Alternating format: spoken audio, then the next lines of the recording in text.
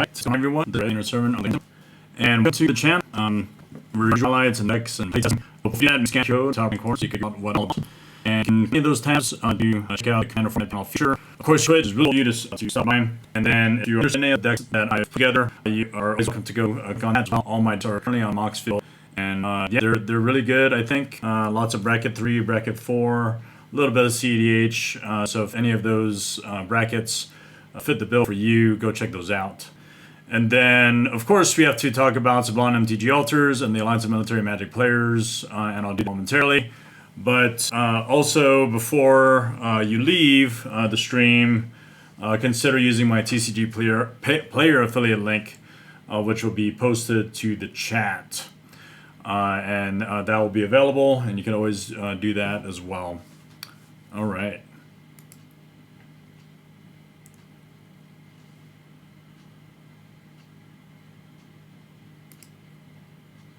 So, what do we have here? At the top right-hand corner, you'll notice the Sublime MTG Altars business card, which we have all kinds of social media platforms also shown there. And you can scan that QR code and find out where you can get a chance to reach out to us if you have altars you want to get done. Michiko and Kimiko are our artists, and they do an excellent job of doing hand-painted works to perfection on the cards of your choosing.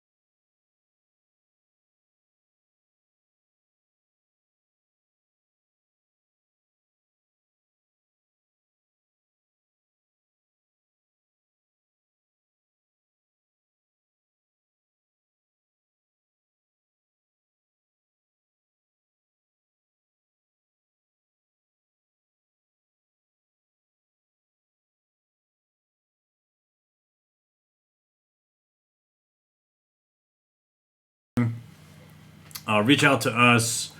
We do a lot of really great work with anime style fan art, and then also highly detailed works.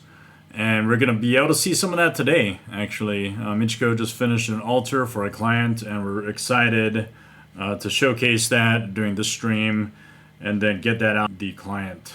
So I'm really happy to show that, and really looking forward to any of the responses that folks have, not just on the Facebook page, but anywhere else where they can see this altar. Last but not least, we have the Alliance of Military Magic Players. Scan that QR code in the bottom right-hand corner, where that is the other community that I support, not just the altars community, but the military community, where we try to connect all our friends and family that support the military, active duty, reserves, National Guard, etc. Doesn't matter if you're a Marine, soldier, sailor, airman, guardian, or Coast Guardsman. We try to connect with all you folks and then line up games and see if there's a format that you're interested in. I think a lot of the folks that are in the group definitely play Commander, and we want to share our passion for the game with our all these other folks and like-minded individuals. All right, so I think what we need to do is transition to talking through what we're doing during the stream. So we got I think 3 things on the agenda. First, actually I'm going to set this aside. First, we're going to talk about the recently completed altar done by Michiko. And then the second part of the stream is we're going to talk about the deck tech for Lazav, the Multifarious. And then we're going to do our usual playtesting on Moxfield, where I get to show how I playtest if I can't get to the local game shop. So let's get right into it. We got the altar that Michiko recently finished. And I'm just going to throw some graphics up on here really quick. As I mentioned before, if you want to get a hold of us, we are Sublime MTG Altars on Facebook. We primarily operate off of Facebook, but we also have accounts on the other ones listed there. We do post our recently completed altars on Instagram, and we have our Twitter account and Twitch account as well. So feel free to follow any of those social media accounts, and you can keep tabs on what we're doing. But like I said, we primarily operate off of Facebook, as you can see there. We're steadily continuing to build out our fan base, and we've been doing this for just about, I think, 10 years now. So if you like our work and have seen kind of the evolution of how Michiko and her sister Kamiko have been painting altars, then you'll know that the skill sets have definitely improved over time. And the ladies take extreme special care in providing exactly the detail and handiwork involved in painting these amazing altars. So that's where you can find us. Again, feel free to follow us. It does not hurt to like. I think it's free to like, so just do that. Okay, I'm going to do some blow-ups of the Black Lily Widowmaker altar. And then I'll very quickly show the actual altar, because I have it in hand. The altar has not been shipped out to the client, and so really what we're trying to do in our recent streams is as soon as we're done with the altar and the client is okay with it, we want to showcase it on the stream, and then try to solicit feedback from the audience, and then also of course generate more social media likes, and then get right into the shipment of the said altar. So the altar that we just finished was, I think the character is called Black Lily Widowmaker. Unfortunately, I don't play Overwatch, and I think if I did, or if we did, we would probably understand the character reference a little bit better. But I think regardless, as far as this is concerned, Michiko was just enamored with the art selection by the client. And of course, if you follow our page, you probably notice that Michiko is very fond of doing altars on foils. So as you can see here in the picture and then the video that's being played, this is a Yuriko, the Tiger Shadow foil. And again, we have Black Lily Widowmaker. Man, I wish I actually played Overwatch, and then I would really understand. But I think it's an amazing selection to highlight. I'm going to turn off those graphics and then just very quickly physically show what's actually happening here. I think this altar is amazing. We really pride ourselves in trying to achieve the exact reference fan art that is selected, and what a lot of people really just don't know about doing foil altars is there comes some sort of decision where we have, Michiko has to, or the ladies, just it doesn't really matter if it's Michiko or Kamiko, but the decision has to be made as to what we want to keep foil. And of course, in a lot of our altars, right, there's certain things that we definitely have to maintain because I think, generally speaking, it's frowned upon. But if you cover the name, you cover the casting costs, and you cover the power and toughness of the creature, you can't really tell if it's a real card, right?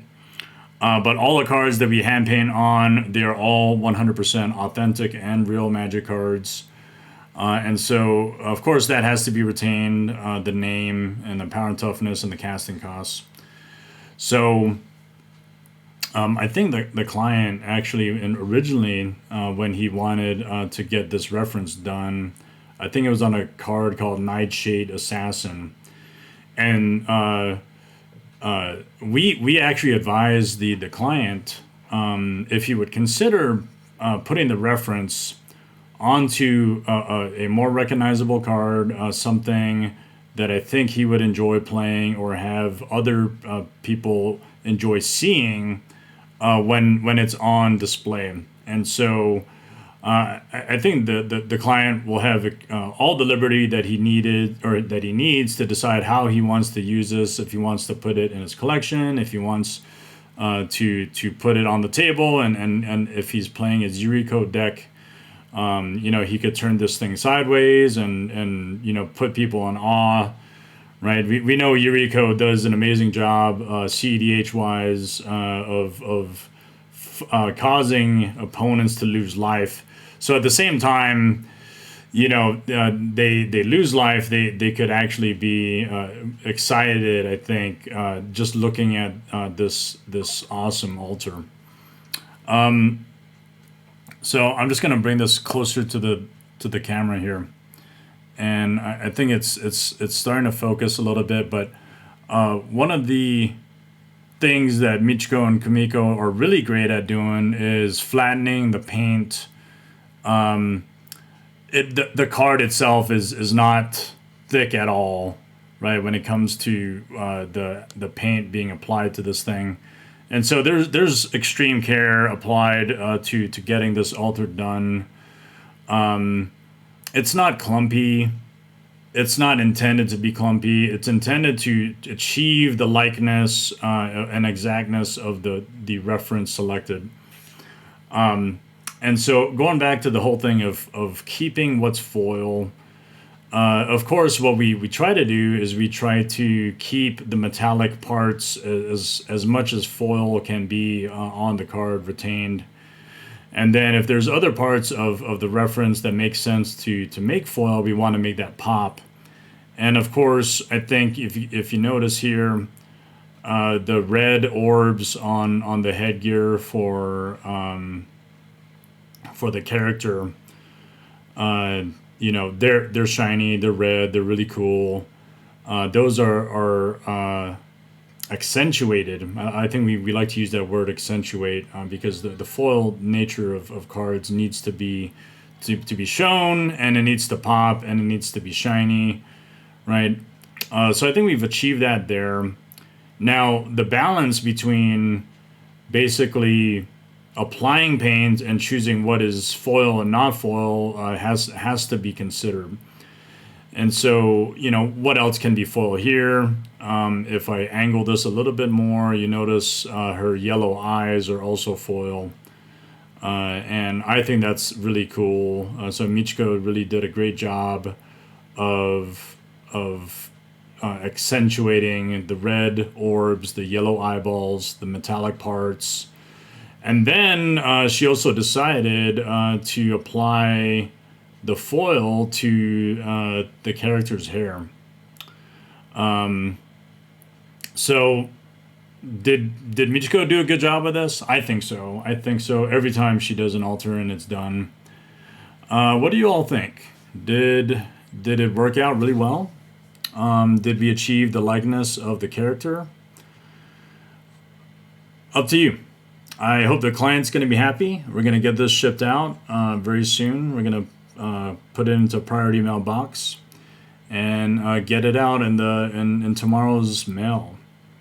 All right, cool. So let me just set that down, because what I want to do is I want to put it in a magnetic card holder that we ship it in. And I love these things. If you're a collector and you want to protect your your high value cards, you want to use these magnetic card holders. It turns out these magnetic card holders are actually relatively cheap, and they provide the requisite protection that your card needs. But also, it's better than just your typical top loader because it gives it a little bit more pizzazz.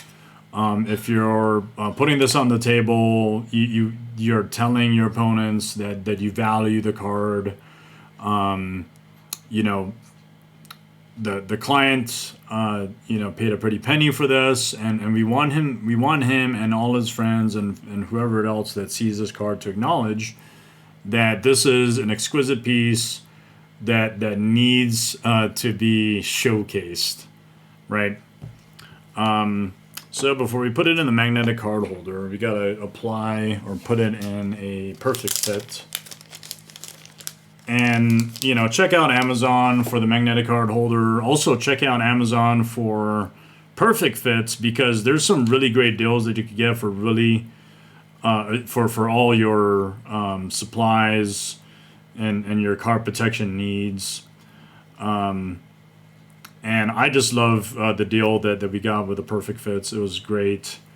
And then the magnetic card holders for sure are awesome. So I'm going to go ahead and throw that in there. And let's go ahead and secure that. 100% sure, I'm 100% sure that the client will definitely enjoy this card. If I could put it in, I think it's the other way. Yep, it is. Cool. And it snaps right in place. Good to go. It's ready to get shipped out. So, well, I hope you all liked the presentation of this, talking about the altar itself and how I think it matches with the Overwatch character. Very cool. All right, so that's going out. We're going to put that away. And I think that was a very short segment to the stream. It is a weekday, so we got other things going on, and I want to keep it relatively short. So let's go ahead and talk about the second part of the stream, which is to discuss the deck tech for Lazav the Multifarious. And what I'd like to do actually is I'd like to just very quickly show the deck itself on Moxfield. And then I'd like to fan out the cards because one of the things that I really like to do actually is just show off the deck. There's some cool cards in there. There's some shiny cards in there. There's some reserve list. There's some really great cards, and sometimes people forget about them, and we want to just articulate why these cards are in there, and then if they fit thematically and whatnot. Okay, so let me go ahead and just very quickly transition to the Moxfield screen.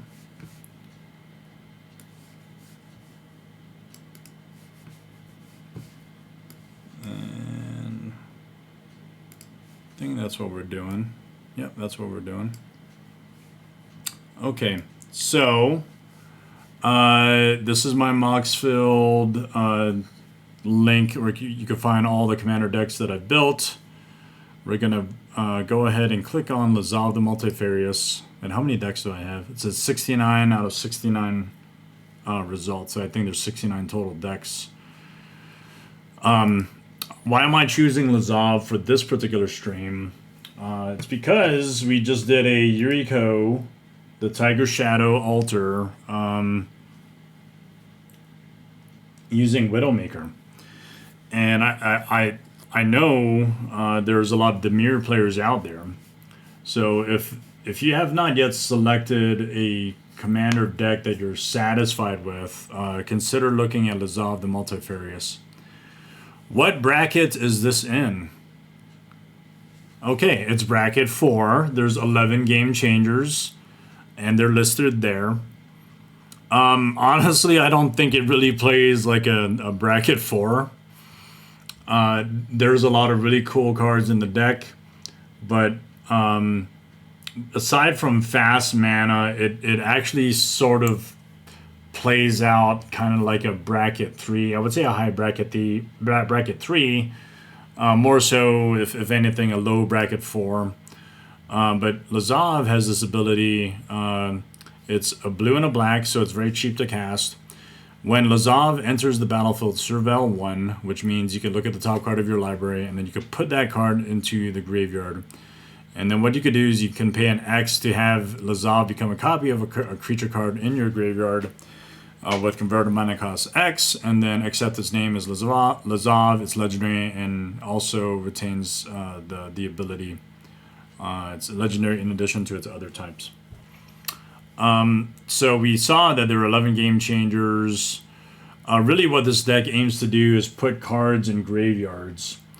And primarily yours, so you want to have creatures that are low casting cost, and that he can turn into so that they can deal a lot of damage.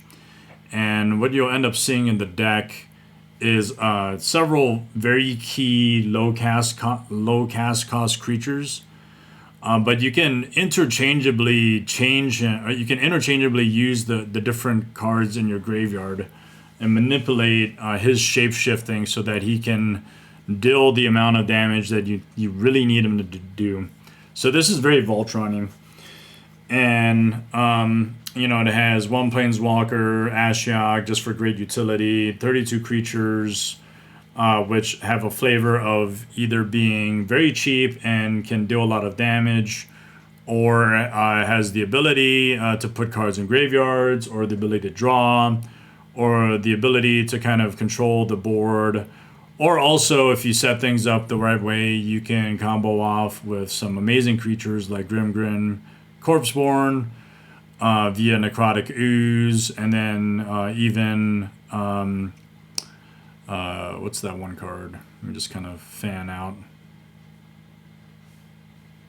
Bloodline Keeper, right? You can combo all like that. But what I really like doing is changing Lazav into a Phyrexian Dreadnought, which is a 12/12. And when he turns into a Phyrexian Dreadnought, there's no ETB trigger. So you don't have to sacrifice creatures with total power 12 or greater, because it just becomes the Dreadnought. And then what I also like to do is I like to maybe pay first to make him become a Vector Asp and give him Infect, which happens until end of turn, and then turn him into a Dreadnought. So basically you tap 3 mana to be able to make him into an Asp, give Infect, then make him into a Dreadnought, and then he connects for 12 or hopefully 10 to deal the final blow on Infect. But this deck is not meant to be Infect. What it's meant to do is primarily win through Voltron commander damage, and you don't necessarily have to win with Dreadnought, but it's one of the great ways to do it. There's some nasty creatures in here, like the Ancient One, where it seems like it's unplayable, but if you have enough cards in the graveyard, or if this is in the graveyard, it could be turned in, or Lazav can turn into it, and then you can attack for 8. But usually you'd have to do that after you declare an attack, because technically you won't be able to if the conditions aren't met for Descend 8. What I also like to do is turn it into a Wall of Blood. I'm sorry, not turn it into a Wall of Blood immediately. I would turn it into a Thopter for 0, and then attack flying, and then turn it into a Wall of Blood, and then deal the requisite 21 commander damage by paying life. Actually, no, you would turn it into a Wall of Blood, pay the life, and then turn it into an Ornithopter, and then fly in, basically untouched. Not many players play flyers, but in the case they do, you could always first turn Lazav into an unblockable creature like Invisible Stalker, etc., or Ghostly Pilferer if you discard cards. You really want to discard cards. You want to fill your graveyard with a bunch of things. And then there's some interaction that you could see, like Board-Wise Blasphemous Act. Because you're not playing a lot of creatures yourself, it's okay to do this. if the board state becomes insane. There's interaction, there's drawing, and I'm gonna like individually call out each of these cards when we get into the physical deck. Again, you're discarding cards, you're putting stuff in the graveyard, and that happens any number of ways. You have ways to play out cards through that you put in the graveyard through things like Yawgmoth's Will. And of course, your grand package of interaction has to include some counter spells, and then some removal. And I'm going to highlight this early on, but Training Grounds is pretty key. You want to have Lazav not need to pay so much mana for some of the better creatures so that he can connect. And then there's some, of course, the usual package of mana rocks are huge, making him unblockable. And then I have a neat combo that not a lot of people know, or maybe they do, but some new players definitely don't. But Helm of Obedience and Ley Line of the Void, and then we have a Dathi Voidwalker as well. And I'll explain that combo when the time comes. And then because we have Grim Monolith and Basalt Monolith, naturally I think we should include Power Artifact to reduce those activations, so you could get Infinite Colorless, which feeds into some X spells that are being played. And then one last thing, as we're looking at the artifacts, I do want to call out Mesmeric Orb, which is pretty awesome when combined with Basalt Monolith for infinite taps, or taps and untaps, so that you could get cards in your graveyard. And then I think if you follow my stream, you might remember that I usually get 33 lands in the deck. I have 32. And I think the reason for that primarily is because we have Crucible Worlds, and we have some mechanisms to play card or lands that end up in the graveyard, and that's fine. But you generally are not spending too much mana to play out your spells, so I don't think 33 is really the minimum amount. 32 is probably fine. I could probably go lower, but that's that. If you like this deck, give me a shout out. Again, scan that QR code where you can find my commander decks via Moxfield, and later on I'm going to go ahead and put that in the chat and on the video. Okay, so let's go back to the physical cards.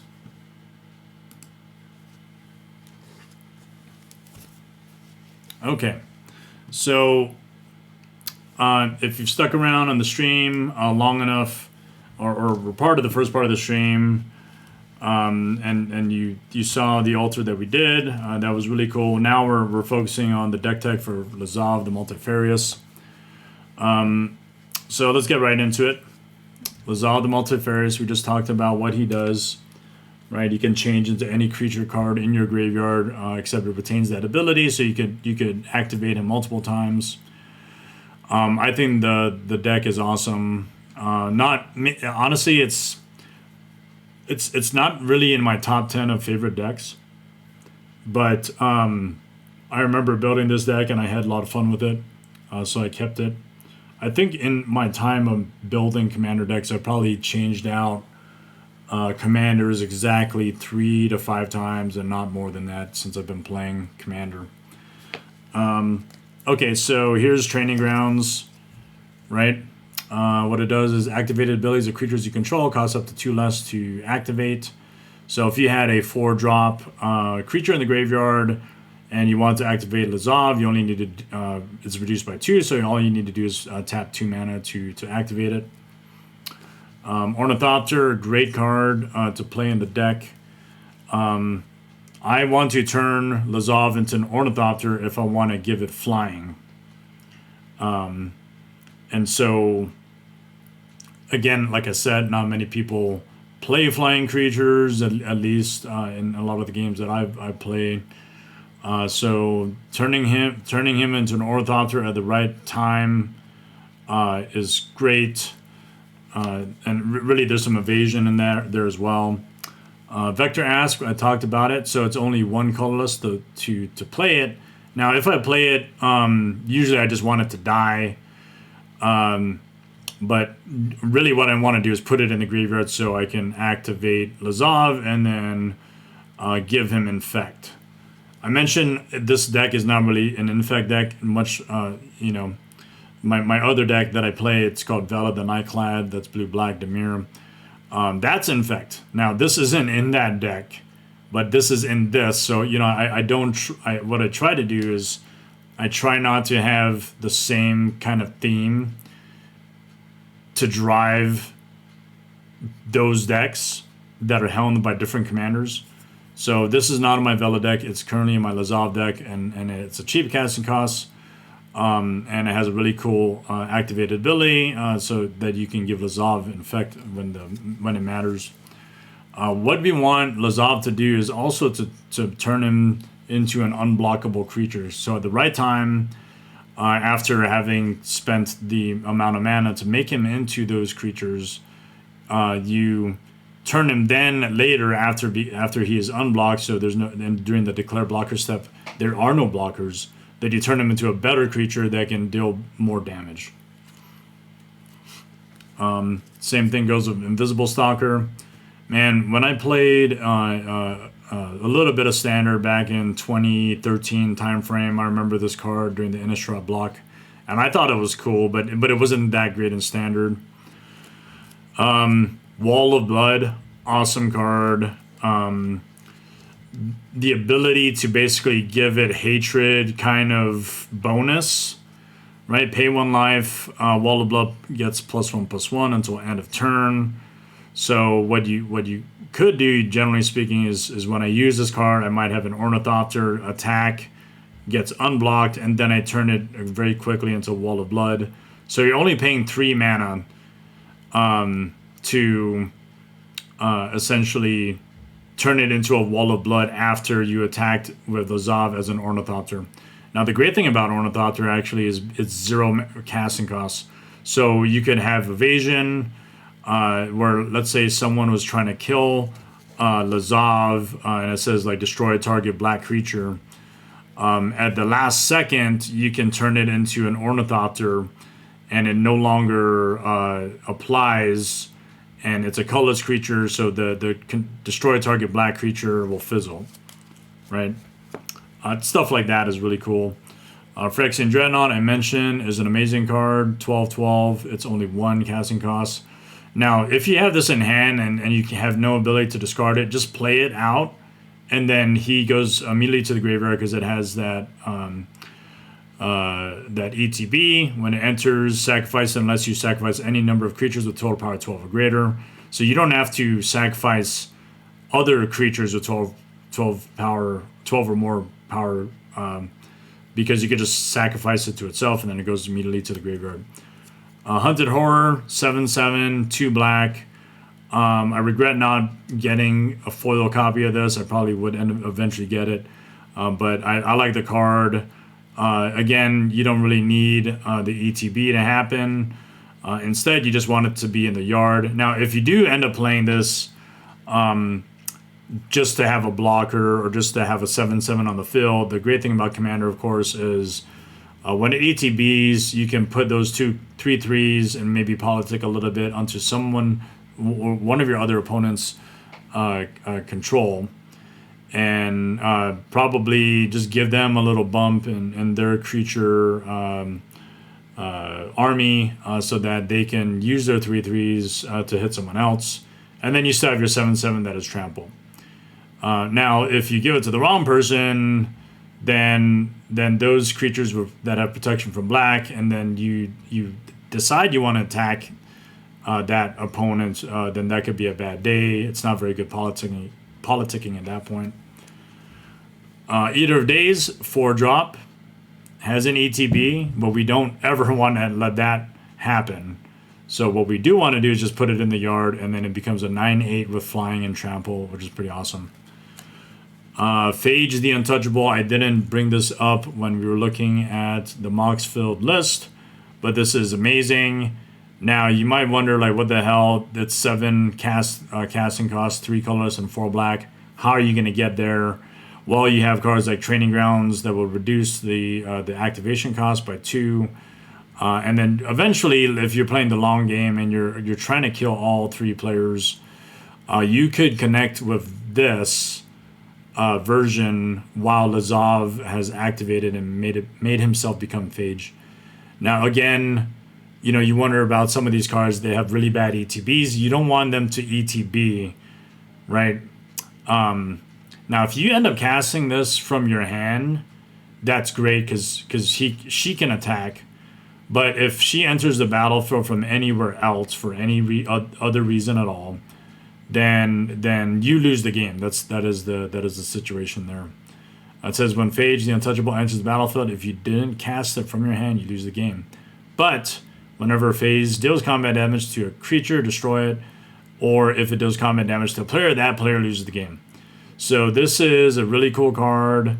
I think in some cases people try to build this as a mono black commander, and I think thematically it's cool, but in this deck you don't ever really want to have it come into play through like a reanimate from the graveyard. You just want to keep it there so Lazav could turn into a Phage and then go unblockable and then just kill off a player.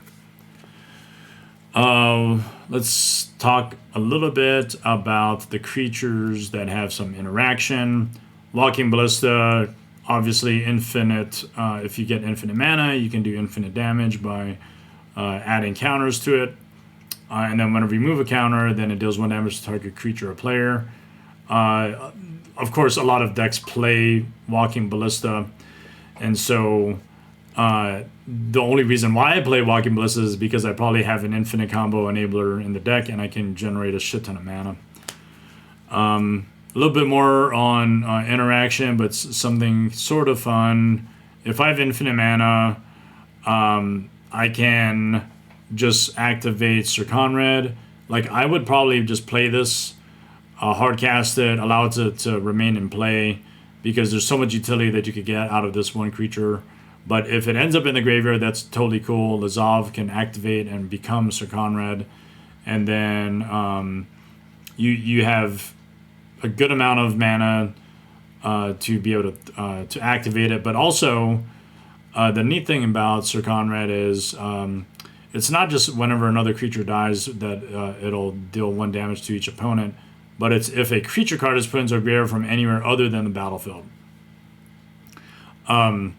Or a creature card leaves your graveyard, right? So if there's any instance where those triggers happen, it'll deal 1 damage to each opponent, and that's great to have. The Scarab God, let's talk about the Scarab God.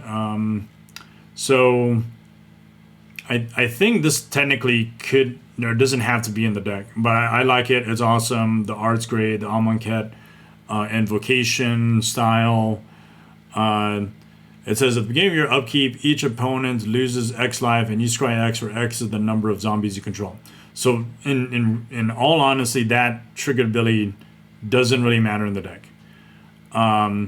What does matter is basically the next 2 abilities. The second ability is you can exile a creature card from a graveyard and then create a token copy of it, except it's a 4/4 black zombie. So what you end up doing in this deck is also causing your opponents to put creature cards in their graveyard through some mill effects. Also, this is not really a mill deck. This is a Voltron deck that takes advantage of the Dimir style of gameplay, which sometimes has mill effects in it. So that's great. Bloodline Keeper. So I think the idea is. Also, you don't even have to go infinite with Walking Ballista with infinite colorless. All you really need are like 3 or 4 cards, and once you start having combos that involves 3 or 4 cards, it gets very tricky to make work. But there's a good chance if there's a lot of creature cards in your graveyard, they might be these 3 cards: Bloodline Keeper, Grim, Corpseborn, and Walking Ballista, and then you might have a Necrotic Ooze in play. So having a necrotic ooze in play is great because it will have all activated abilities of all creature cards in all graveyards. If that is the case and these 3 cards are in there, great thing is your Bloodline Keeper taps to add a 2/2 black vampire. So you would tap Necrotic Ooze as if it was a Bloodline Keeper, create a vampire. And then that vampire, you can then sacrifice it to put a +1/+1 counter on your Necrotic Ooze. I'm sorry. Tap to create a vampire. Use Grim Corpseborn's activated ability to untap it, because it's basically your Necrotic Ooze now. Can tap to create another vampire. And so every time you sacrifice another creature, which happens to be the vampire that was created, then you can untap it and then put a counter on it.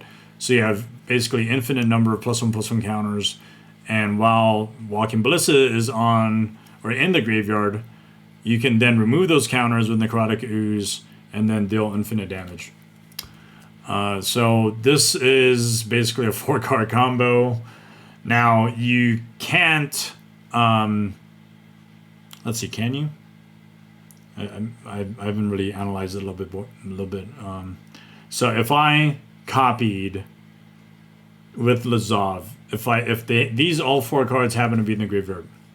If I copied Necrotic Ooze, which was in the graveyard, with Lazav, then it will say that it has all activated abilities of all creature cards in all graveyards.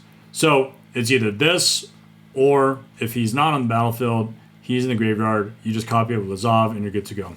So these 3 might be targets that I would use for Buried Alive, which I'll show later on. And then hopefully you get to just play Necrotic Ooze, or if it goes to the graveyard, then you could just do the same thing with Lazav. Opposition Agent, just kind of in line with the Dimir theme. This is just really kind of an interaction piece. I wasn't trying to make this deck close to CEDH. I don't think Lazav will ever get there. But it should have the ability to kind of compete a little bit more with folks and have interaction that are technically on a higher power level. Again, I mentioned Lazav is probably not really high bracket 4. It's probably high bracket 3, low bracket 4. But it's something to consider. I did it. I threw it in there. Whenever I think of Dimir and I think of Lazav, I think of, spy games. I think of, this creature kind of going through shape-shifting, being devious, stabbing someone in the back, whatever, as far as what the Dimir kind of 2-color combo represents, right? So Opposition Agent is right up there. Dathi Voidwalker, I'm going to show this alongside Leyline of the Void. So it says, for basically both of the cards, if a card would be put into an opponent's graveyard from anywhere, instead exile it with a Void counter. This one essentially is the same thing, is if a card would be put into an opponent's graveyard, so that implies from anywhere. Remove it from the game instead. Ninja. The perfect ninja star. Yeah. Golden and silver. Very cool. You want to show it? Your ninja star? Yeah. Okay, so my son came in here, just wanted to show a ninja star. I guess that's appropriate for Yuriko the Tiger Shadow, because she is a ninja. Who's a ninja? It's this character here. Okay. Well, not the character, the card itself. Anyway, so Dathi Voidwalker, Leyline the Void, they're great. So that has some good interaction, prevents graveyard strategies from going off. But the main thing that I like to do in this deck is to combo it with Helm of Obedience. Helm of Obedience says, pay X, tap it, put the top card of the target opponent's library into his or graveyard. Continue doing this until you put X cards or a creature card into that graveyard, whichever occurs first. The last part of the ability doesn't really matter. If the last card put into the graveyard is a creature card, bury it, and then put that creature into play under your control as though we're just cast. So I guess if you really wanted to gain control of a creature, you could, but you wouldn't have either of these two cards in play. Instead, when you activate it, you actually end up exiling your entire one opponent's library, because this artifact, what it basically says is, or what it implies is, if a card is not put into the graveyard because it is being exiled instead, the replacement effect of these two cards says that it'll get exiled instead, then continue doing this process, because the cards will never go into the graveyard, if that makes sense. So infinite combo enabler with these two cards. Helm of Obedience, reserve list card. I think it's awesome. I always loved this card growing up. It's just super nostalgic. The art is amazing, and it's broken. It's broken with these two cards. That's definitely what you want to do. So, you know, Voltron with combo effects, I think for Lazav is where it's at. Crucible of Worlds. So eventually you might end up in a situation where you might be mana screwed, but because you have cards that are put into your graveyard from your library because you do some self-mill. Crucible of Worlds allows you to get those cards that are lands. You can play them from your graveyard. So if you have fetch lands or whatever, you can fetch out the cards that you need. And then, because they're no longer really usable unless you have a Crucible of Worlds, you could do it again. Now we get into the typical mana rocks that I like to play. Of course, Dimir Signet, pretty standard. You have Arcane Signet, also standard. Then we have this cool looking Chromox, Masterpiece Invention. I just like to play out Lazav early if I can. So if I can get him turn 1 and then allow him to attack with as a Phyrexian Dreadnought turn 2, I could kill the player by turn 3, even though if they had a blocker, because I would have trample. So I want to power him out very quickly. It's really easy for Lazav to come out early because it's only a 2-drop creature. Okay, so we get into more fast mana. Mox Diamond, I can discard my land card, and then if I have a Crucible of Worlds, I can play that land card again, which is great. Mox Amber is pretty awesome. My blue or black that I can play for Lazav. Tap it for those two colors. Even if I play this turn 1, very likely it'll tap for mana turn 2, and then that's 3 mana that I would be able to have by turn 3. Well, turn 2, I guess, turn 2. Lotus Petal, of course, to power them out early. Soul Ring, clearly commander stable, must have in every deck. Then we get into these mana rocks that care about using Power Artifact. So Power Artifact is like Training Grounds except for your artifacts. So the activation cost of target artifact that it's attached to, because it's an aura, has its its activation reduced by 2, but it can't go below 1. So Power Artifact, pretty awesome combo, old school. Put it on a Grim Monolith. You can tap Grim Monolith for 3, but then you can pay 4 to untap it, and you can do that anytime. So the key here is you put Power Artifact on your Grim Monolith, reduce the activation cost of its untap activation by 2. So when you tap it for 3, you can pay 2 of the 3, so you have 1 left to untap it, and then create an infinite amount of colorless mana. And same thing with Basalt Monolith, except the Basalt Monolith usually comes out 1 turn later because it's 3-drop. You can pay 3 to untap it, so instead of 4 like the Grim Monolith, now you only need to pay, or reduce by 2, which was 2 for Grim. Now you only need to pay 1 to untap it, and then you basically net 2 colors every time. And then that creates an infinite amount of colorless mana. Great card. And Basalt Monolith, I mean, I wouldn't say it's slept on, it's just in the right deck, it makes sense. In the wrong deck, just because you need that 3 mana.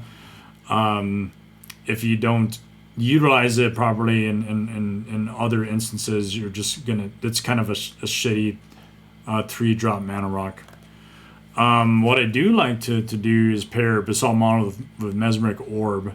So every time you tap it for 3, you could just pay 3 to untap it, and then Mesmeric Orb says whenever a permanent becomes untapped, that permanent's controller puts the top card of his or her library into his graveyard. So what you end up doing is just feeding your graveyard by tapping and untapping, because Mesmer Orb has a trigger ability that forces you to mill your own cards. Now it also applies to your opponents. So what you have to do is constantly remind them that whenever they go to their untap and they untap everything, that they have to mill that same number of cards. Sometimes I forget about that, especially when I'm playtesting. Then I have to like redo the whole thing again. But just keep in mind that that's a trigger that you need to basically remind each of your opponents that has to happen before they go to their upkeep. Lightning Greaves for your evasion and protection for Lazav. Because once Lazav starts becoming big because of the low casting cost creatures like Phyrex and Dreadnought, you're going to need protection, so we want Lightning Greaves on there. Now we get into the draw package and some of the effects. So I didn't quite separate this out based off of card type. I wanted to explain things logically in terms of what these cards do and the interactions, so we're going into draw right now. Preordain's great because if I play this turn 1, I get to scry 2, then draw a card. What I'd want to do is I want to manipulate the top card of my library so that when Lazav ETBs and he surveils 1, likely the card that I leave on top via Preordain is a creature. I'm sorry. Yeah, after drawing the card, because you're scrying 2. So you scry 2 first. Whatever it is that you draw probably a non-creature card, and then basically when the surveil happens, you want that creature card that's left on top to be put into the graveyard. I like Psychic Frog. This is a relatively new addition that I put in last year. So the great thing about Psychic Frog is you can discard a card, put a +1/+1 counter on it, and then so like let's say Lazav turns into a Psychic Frog, you can discard cards that you need in the graveyard because you couldn't put it in there otherwise, and put a counter on it. So that counter stays on Lazav for as long as you have Lazav out. And then you can exile 3 cards from your graveyard to make it gain flying. So kind of like your Ornithopter, except the added bonus of putting counters on this card is key. And then, oh, by the way, if it does combat damage to a player or planeswalker, you get to draw a card. That's a pretty awesome card. The Ancient One.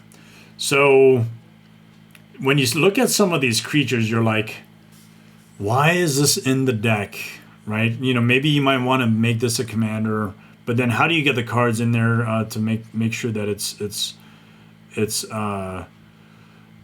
relevant, right?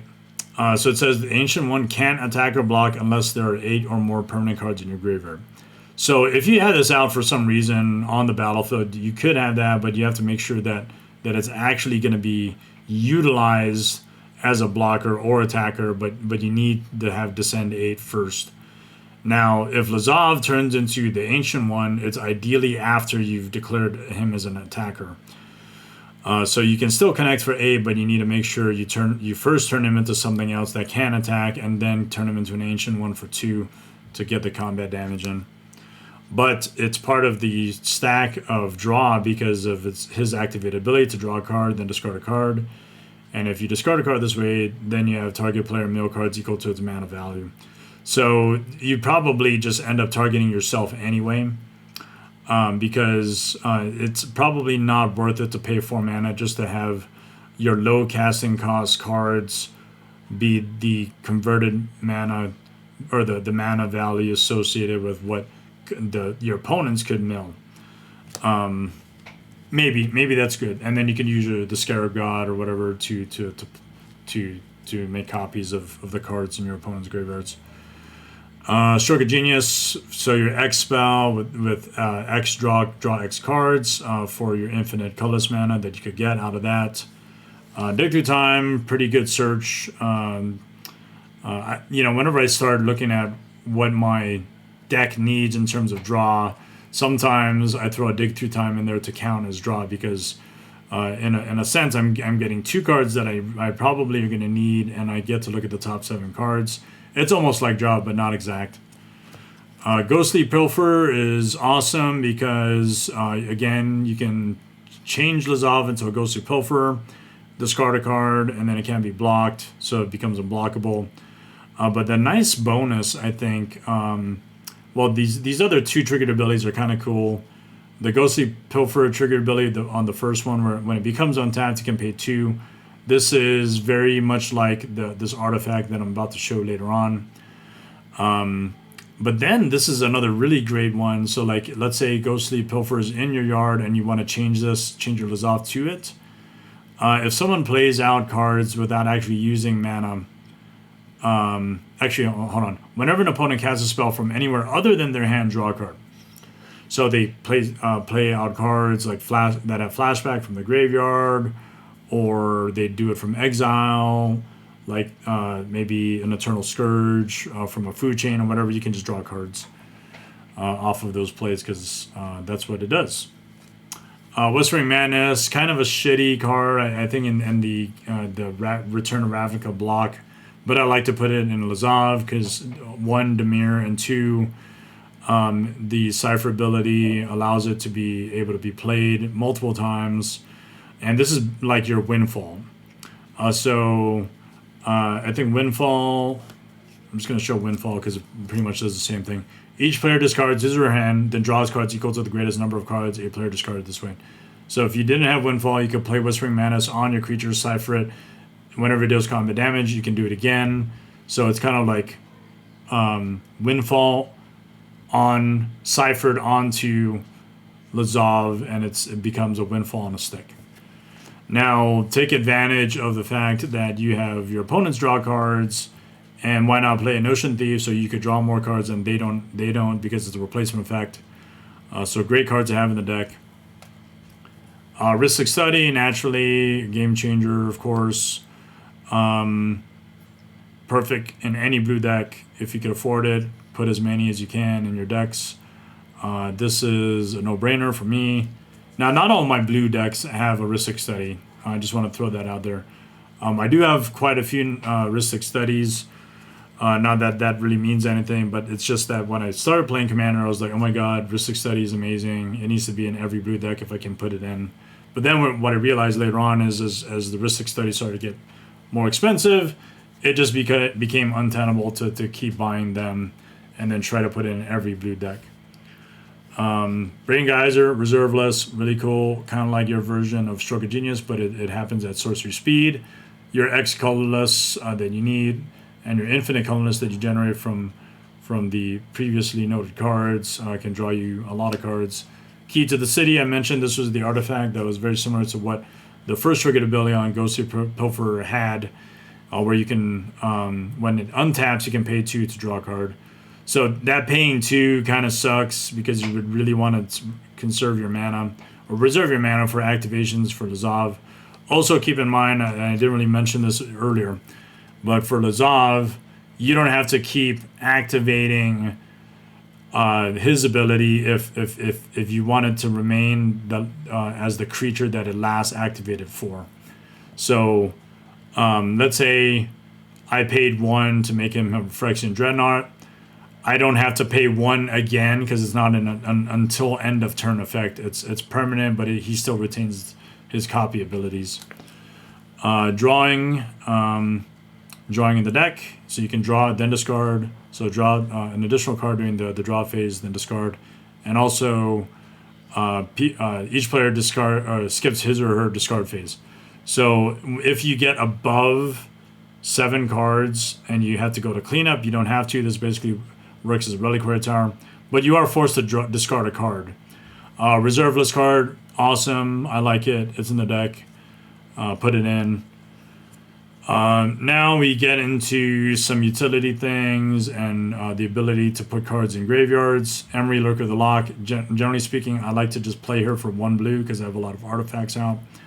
And then what that does is it'll mill the top 4 cards of your library, put it into your graveyard, and then you can even tap it to cast your artifact cards from your graveyard. You can only do that.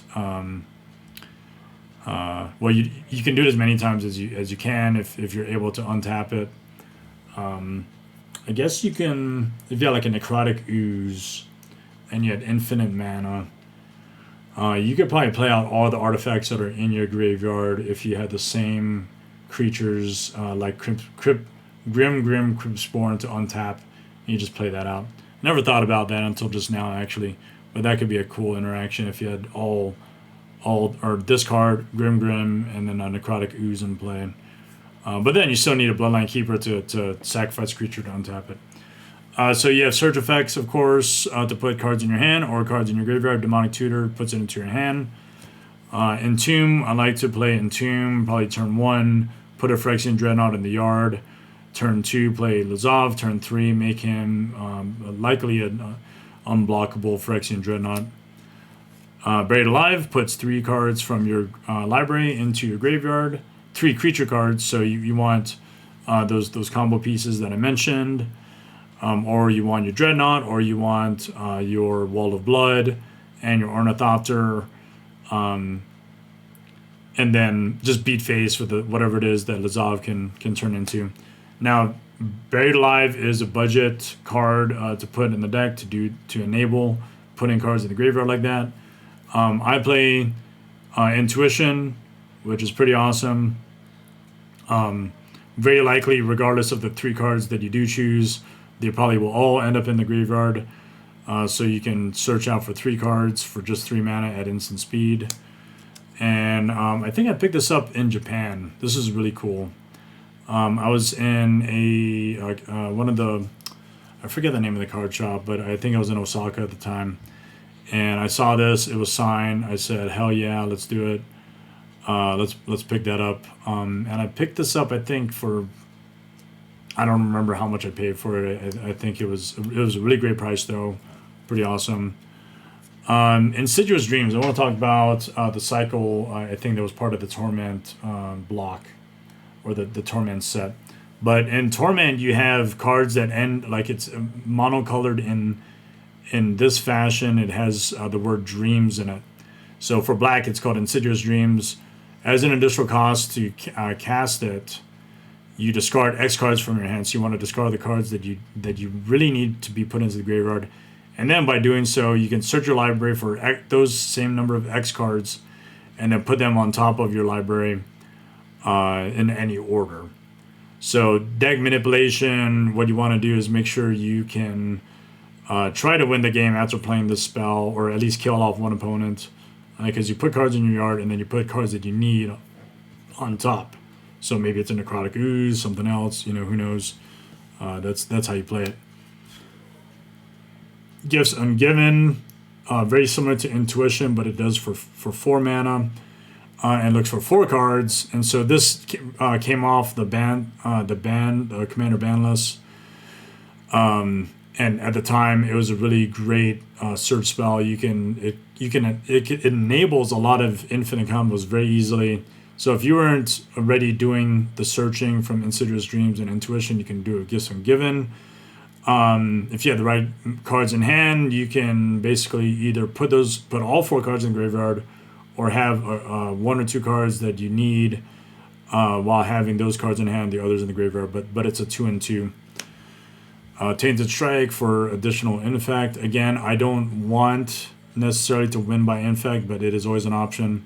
And Tainted Strike is just a great card to apply to an opponent's creature if that creature is not attacking you and is going for someone that has that individual creature will have 10 power or more, and then when connected can kill that opponent that he's attacking. An offer you can't refuse. So some of the counter magic involved in this deck. I threw this in here thematically because it's very Dimir, so it's great. Counter target non-creature spell, and then that spell's controller gets 2 treasures. Now you could also hold priority and then counter your own spell if you need 2 treasures at the right moment. Mana Drain is great because the colorless mana that you get out of it after countering a spell at the beginning of your next main phase. That will just feed into the X cost that you're using to activate Lazav. Now I just want to point out really quickly for the X that Lazav has, when you activate it for X, you're using generic mana for it, and you don't have to have exactly the colored mana that the creature he copies requires if it was normally cast. So let's say I had a Hunted Horror, which is 2 black. I don't need 2 black to activate Lazav and make him a copy of the Hunted Horror. I just need to have 2 colorless. So Mana Drain enables that. That's great. Forbid. This is a slept-on counterspell. I think not a lot of people know about it or play it. But again, you want to fill your graveyard with cards, and you can do that by buying back. So you can counter target spell, but you can buy it back to return it back to your hand. And then in order to do that, you have to discard 2 cards. So likely creatures that you need in the yard. Force of Will, enough said. I think there's quite a number of blue cards in the deck, so you almost very rarely hardcast this. Deadly Relic, great card, of course. You're probably going to have your commander out fairly often, so even if it's killed, you're probably going to have it 2 or 3 times out because you have the mana to play it. So if Lazav is killed like 3 or 4 times, but you play him again, you're probably you feel shitty because you don't have a lot of mana anymore to play him again. So you want to just play cards for free like this, and Force of Will. Ashiok, just great utility. Dimir, Graveyard Hate, and then also it stops players from searching their libraries too. But the thing with the Ashiok Dream we render is you can activate it 5 times, right? Because it has 5 loyalty counters. Target player puts the top 4 cards of their library into the graveyard, then exile each opponent's graveyard. So this feels like it's counter to what you could also do in the deck by reanimating other opponents' graveyards. But if their graveyards are just getting out of hand, you really need to play a card like Ashiok to deal with that.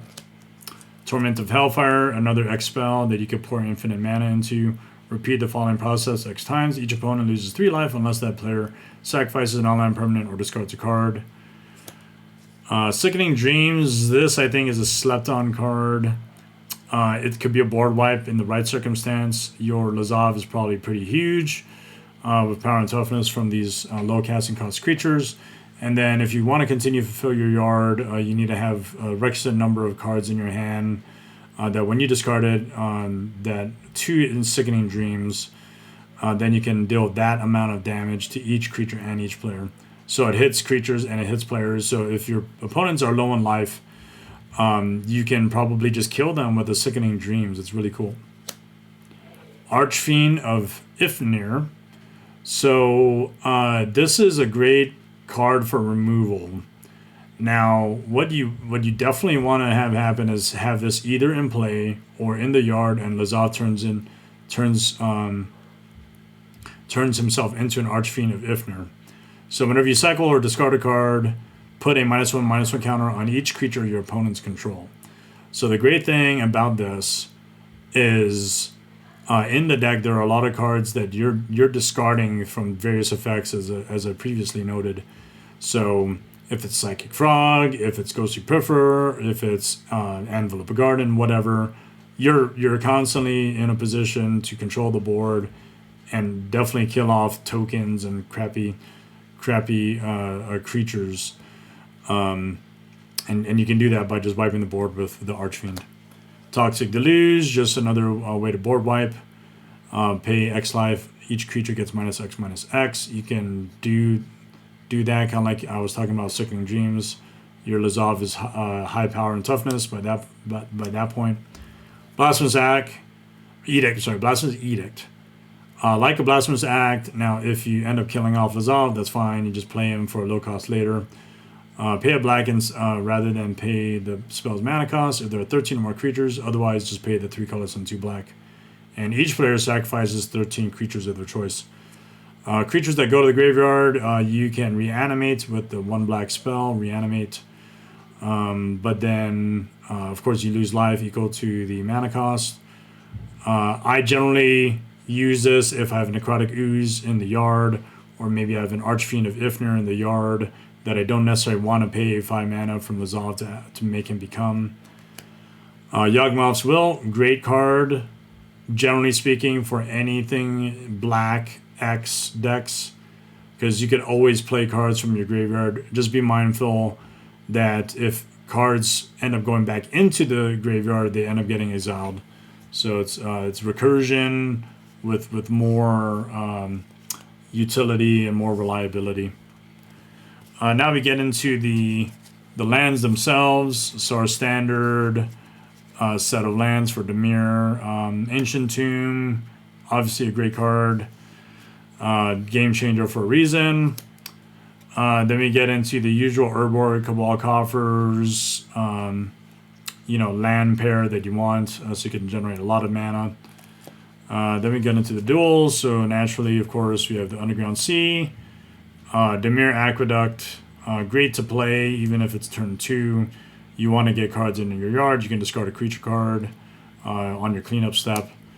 Underground River, foil, 7th edition. I picked these up when they were cheaper, before people realized that 7th edition foils were going to be expensive. Unfortunately, I only have 1 copy, so it's kind of lame. Sunken Ruins for your filtering lands. River of Tears, really cool card. When they printed this originally in Future Sight, I was just enamored with the border. They redid this, I think, in the Mystery Booster Box set. But great in foil, pretty awesome. It's original print. I like, if I can get things original print, that's amazing. Drowned Catacomb, more your blue-black. Dark Slick Shores, blue-black. Watery Grave that you can fetch into because it's both an island and swamp, but it's not as good as your Underground Sea. So you pay 2 life, or it will come into play tapped. Morphic Pool, your typical commander staple of Battle Bond lands, where all you need is 2 or more opponents to have it come into play untapped. So it's almost better than the dual lands. Sunken Hollow, just because, and then we start getting to some other utility lands like Academy Ruins. Like if I want an artifact to be able to play later on, I can put it back on top of my library by tapping a colorless and blue and the land itself. Bujika Bog for Graveyard Hate. And honorable mention of being in the same block or the set as Roadwake is Halimar Depths. It's top deck manipulation. Better priming your Lazav to be able to surveil 1, the right card that is left there. Temple of Deceit, again, this is part of top deck manipulation. If you see a card that you don't think is necessary to be left on the top, then you just put it on the bottom. So Square 1 is either on top or bottom. Reliquary Tower, you might think it's off theme because you want cards in your yard and you want to discard, but it's kind of still like your Anvil of Garden, except when it actually really matters, it might make sense to have a Reliquary Tower in play. Cephalic Coliseum, blue, and it's kind of like your cheap version of Bazaar of Baghdad. I have Bazaars of Baghdad, but they're not in the deck, which is fine, because I have Cephalic Coliseum in blue, and I can do something similar, but only use it once. And then I think I just put 3 fetch lands in here. Some people don't like fetch lands. Some people don't like fetch lands in monocolor decks. I do. Of course, I have to choose colors that represent the black or blue, and these are the ones that work. Lake of the Dead, capitalize on your Crucible of Worlds so that the swamps that you end up sacrificing to it can be played again, right? So you're either sacrificing it in the beginning when the ETBs, or you sacrifice a swamp to add 4 black. And that 4 black can come in at the right time when you need it. Say, for instance, you wanted to play a Phage the Untouchable. Or, I'm sorry, not just play it, but let's say it's in the yard and you need 4 black. You don't necessarily need exactly 4 black, but it'll give you 4 mana available to you. With a swamp, that's 5 mana. And then all you have to do is tap for 2 more to either activate Lazav for 7 or just play Hardcast Phage the Untouchable. City of Traders for your immediate 2 colorless mana that would come in handy at the right time. And then I did want to highlight these are not just the basic lands, but they're from I think it's Phyrexia All Will Be One, that set. So I really liked that these Phyrexian style kind of designs make it pop really well. So I think I have the other basics in my Vela deck, but I didn't want to have to change out so many of the lands if I had them available. So I had the same 4 swamps and 2 islands, but just in a different print in the Vela deck, and I had that here separately for the Lazav deck. Okay. I don't know. I really like explaining the thought process with these cards. I really like kind of discovering new things to make decks work. Again, this isn't really my top 10 of decks, of my favorite decks, but it is a deck that I personally built, did a little gold fishing, but whenever I build decks, I generally like to start out and probably get to about 85 cards that I am committing to, and then maybe the other 15 cards are gold fished. So yeah, that's the Lazav, the Multifarious deck.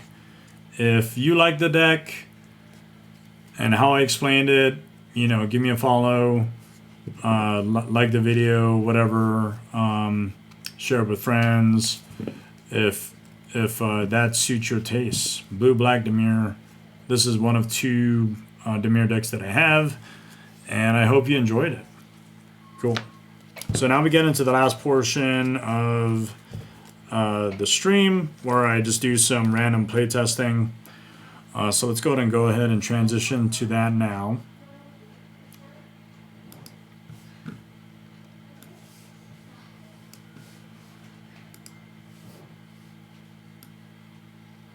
And get that going.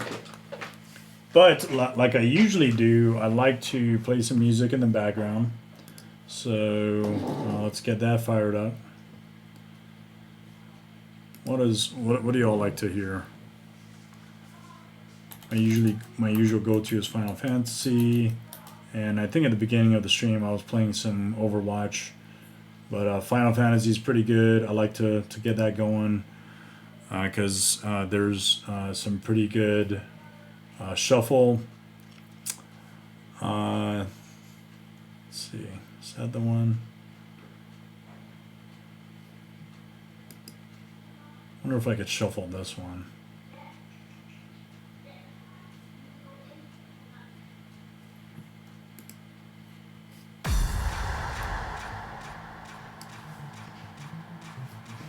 Yeah, a little bit of Final Fantasy 7.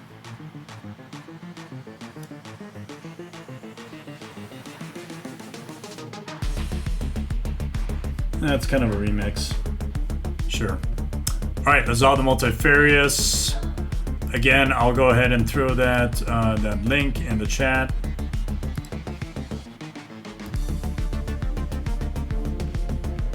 And I forgot to turn this thing off.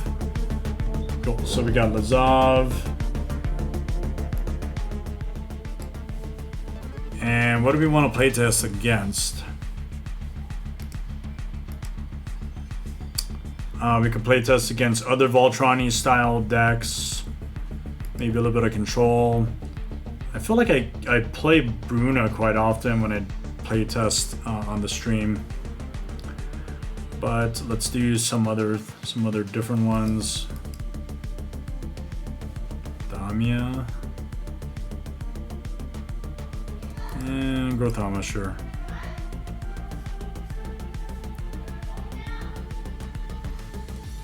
So, I mean, I think generally speaking, a lot of my decks, as I mentioned before, are bracket 4. Bruna is a bracket 4 because there's 10 game changers. So, I mean, Bruna kind of sort of plays out like Lazav because it's Voltron-y. Grothama, it is a bracket 4. And Damia, I think, is also a bracket 4. 11 game changers. Why so many freaking game changers, Greg? It's because I've been collecting for a long time, and I like to play with my cards. Just so happens they're game changers. Alright, what are we gonna do with this? Okay, so if you're new to the stream and are watching this for the first time, you might be like, what the heck are you doing? I like to play test my decks. And sometimes I can't head out to the local game shop to do it. Or I don't have a game lined up on Spell Table with my friends to go ahead and just test out the deck. Now, ideally, that's what I would like to do, but I can't always do it. So how do I know if the deck's going to perform if I don't play test it? My screen that I have here is big enough so I could see all 4 decks on Moxfield without, too much, hindrance. Also, the way it's set up currently, I could see the battlefield fairly clearly. So this is the type of playtesting that you like or dislike. Just let me know in the comments, and maybe I might change up some of my my style here. Okay, what are we doing? We're gonna go ahead and shuffle out Mulligan, Bruna. That's fine. Gonna do the same thing for Damia.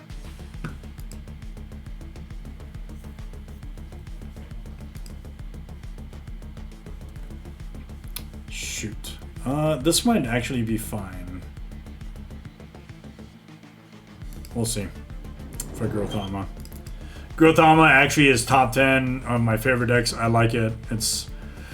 I like it when I build decks that are completely or almost completely original and they're unique and fun. Oh, awesome. So we have Crucible Worlds.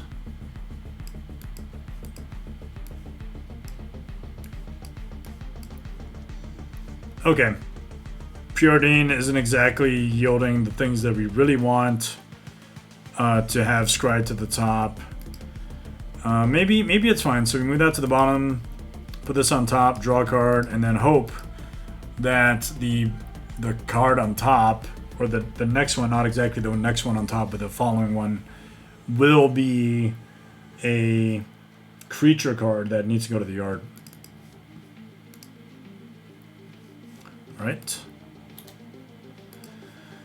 Very cool. So we're gonna do what I like to do right out the gate is if I'm using a fetch land, I search out a crappy dual like irrigated farmland, or even I think Prairie Stream is another one, because right out the gate I don't need the mana, so I could have it come into play tapped. Okay. Man, we don't have a green, which is kind of lame. So I think probably what we would be fine is discarding the terrain generator. Now, I don't necessarily have to. I could just wait for the Mox Diamond to yield me a better land. Okay. Ooh, Insidious Dreams. Great card. Now, Marsh Flats. Is Marsh Flats... Now, I don't think I really need to do Marsh Flats. I think what I would prefer to do is play out Lazav. And, we'll go and put that Surveiller to the graveyard because we have a Crucible Worlds. That's totally fine. Now we have Counterspell mana available.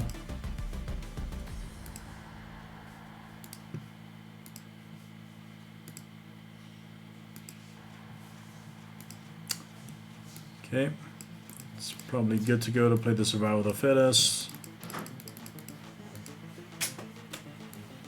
Yeah, the growth on my hand might have been pretty shitty. It's okay though. Did you see my ninja star? Yeah, I saw the Ninja Star. You showed it to Papa earlier. No, Did you see me throw it? Hmm? Did you see me throw it? The what? Did you see me throw it? No, I didn't see it throw it. Because you was too focused on that. No, it's okay. Let's just put Dimir Signet down, and then we'll pull Dimir Aqueduct and just attack. Attack for 1. Usually I attack Bruna because Bruna's just dumb.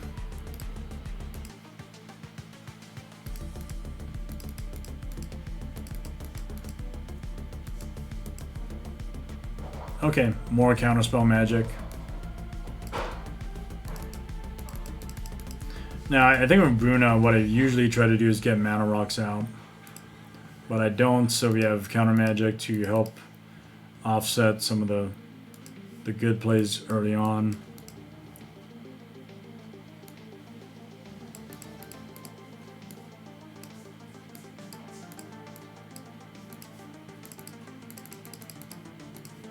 Green. It's a green, but not the green we want. 1, 2. Okay.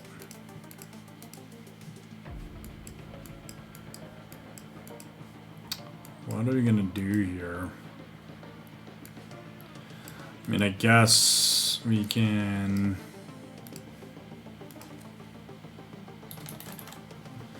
get a watery grave.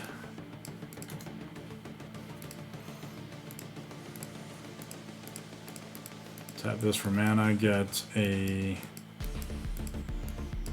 And I guess from here I could just do... search for a card that searches.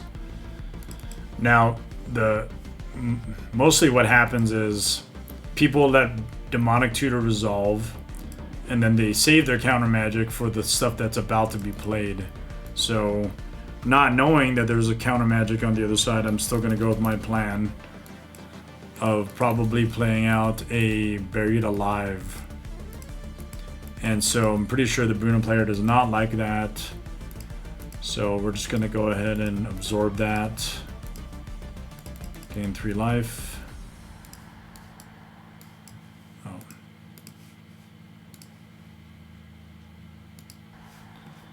And that spell gets countered. No big deal. Oh, we still need to shuffle. And he's going to attack Bruna anyway.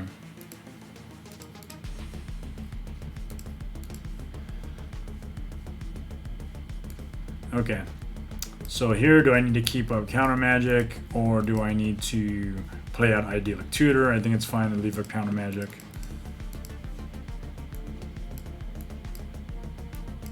Three, 4, 5.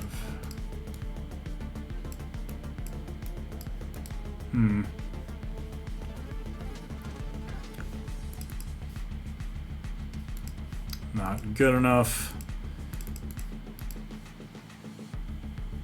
Wow, we are just mana screwed. The only one that's not mana screwed is the Lazav player. Okay.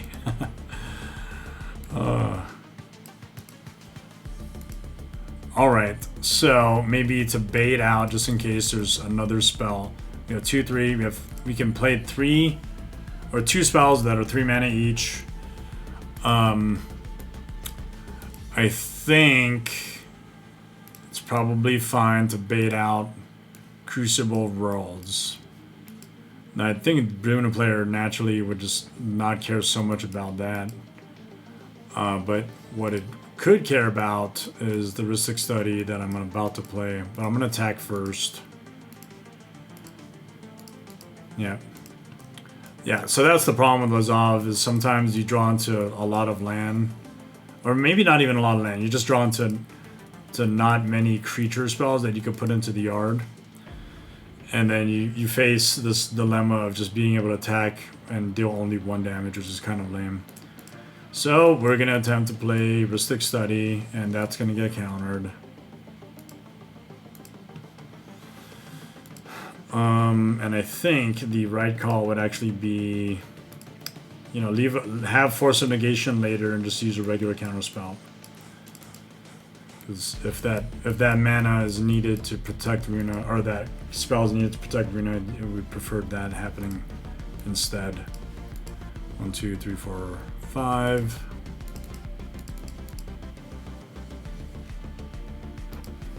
Okay.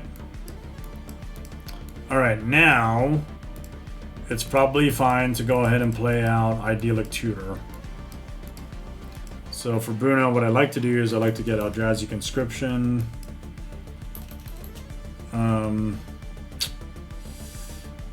Another great card is Steel of the Godhead.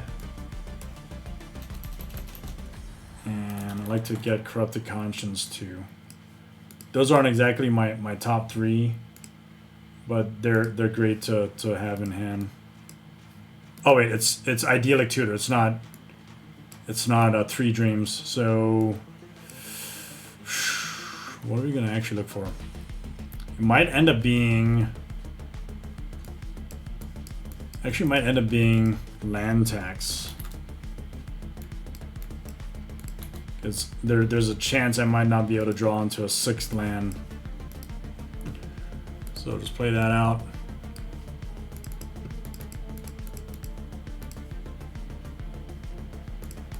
Okay, cool. Now we're getting somewhere.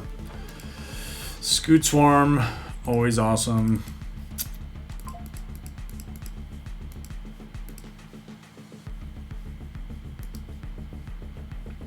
Nothing to play these other creatures out.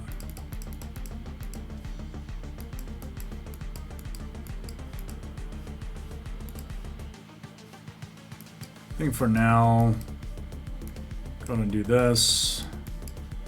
Fetch. Just got a regular swamp.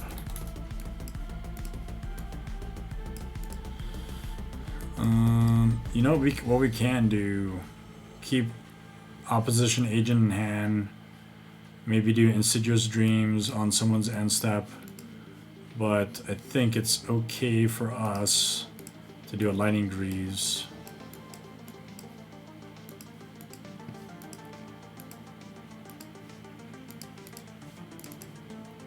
And I think what we'll do is we'll discard 3 cards to Insidious Dreams and then play out the cards that we need.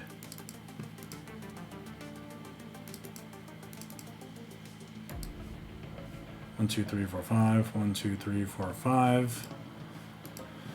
Okay. So as suspected, we're not going to be getting that 6th land soon. So land tax was actually a good choice.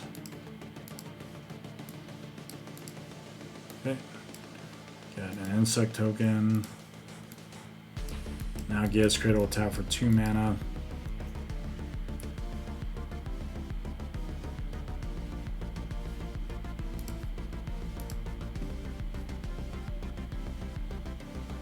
Oh, nice. Okay.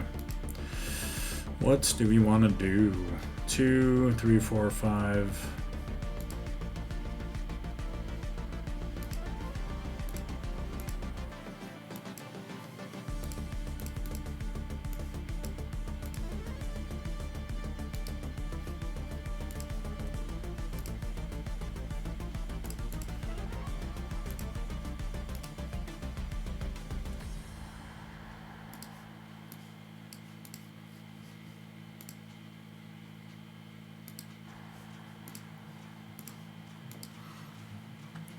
What I do like to do, I think.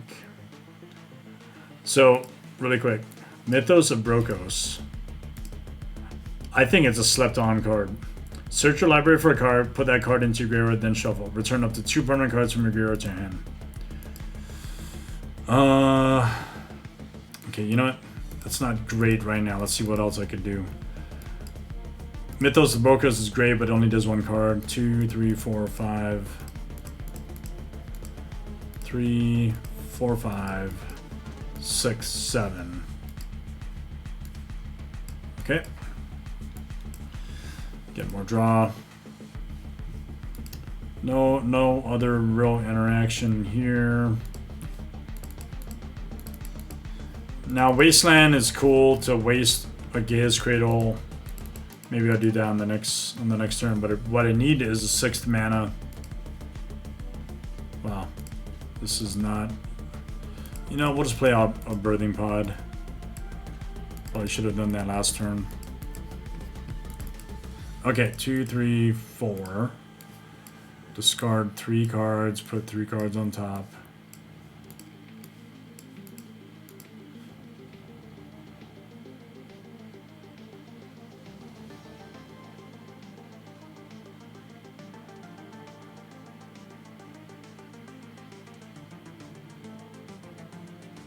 Maybe a Psychic Frog. I'll take a Psychic Frog and put it on top. And Dreadnought. Then probably maybe a Windfall. Windfall would be nice. Put that on top. Yeah. Okay. Let's jam the Windfall. Hope it does not get countered. You know what? I think the Bruno player is going to let it go because it needs a 6th land. And Force of Negation is not that important right now. And you know, we'll help the Growth Armor player out a little bit. So everyone gets to draw 7 cards.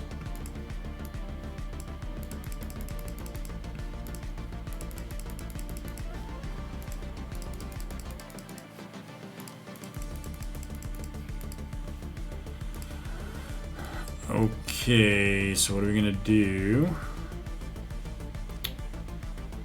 Play a land from the graveyard.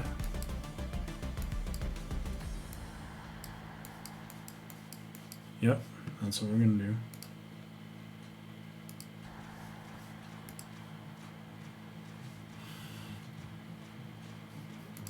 One, two, three, four, 5. 1, 2. Psychic Frog. Here we go. Pretty cool, pretty cool. Psychic Frog is going to discard a card, put a counter on it. And then Lazav is going to become a Phyrexian Dreadnought. We'll leave a 2 mana for counter magic. This is okay.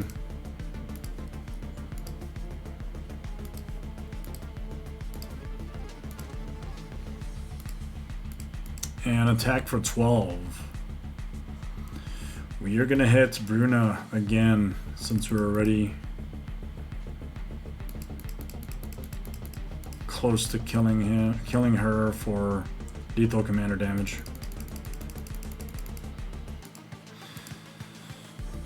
All right.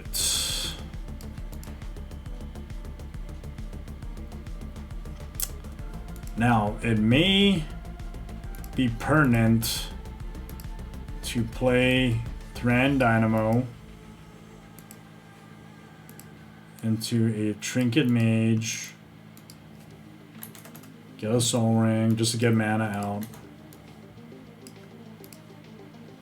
tap this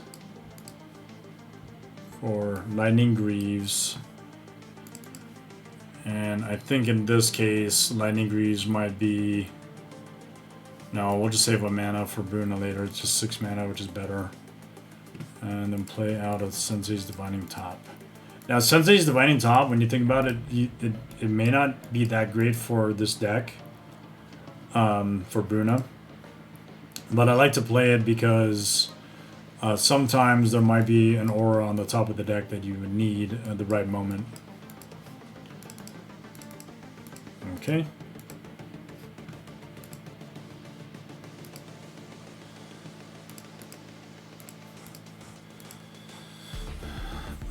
Okay, we got that, and we got another insect token.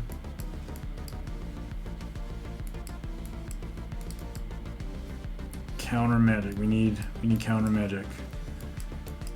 All right, so oh yeah, we didn't draw because of Damia already having 7 cards.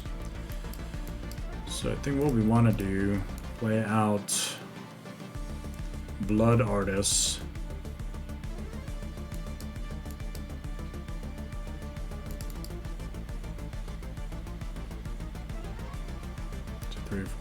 5 green.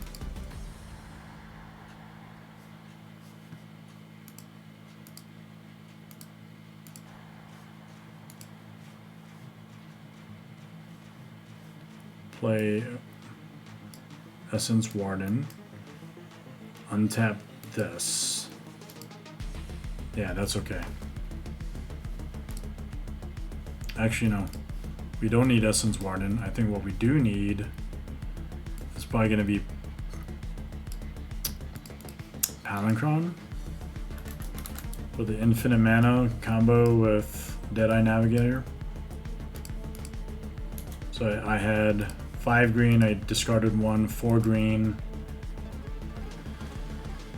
4 green, 4 green, 4, 5, 6, 6, 7. Palinchron. Now, Palinchron hitting the battlefield is never good. So I think that's actually fine to counter that one.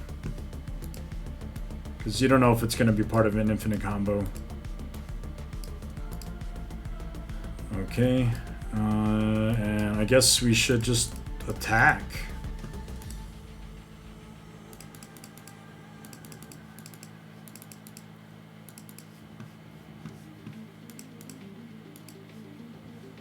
Okay, finally some green mana.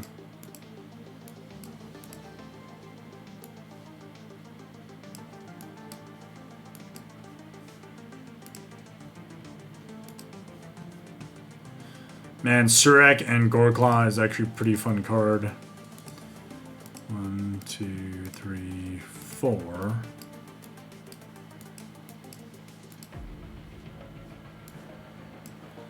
Yeah. When I saw that card, which one was it? Damn. Giant Cactuar, or Jumbo Cactuar. I was like, this would go perfect in a Surek and Goreclaw deck.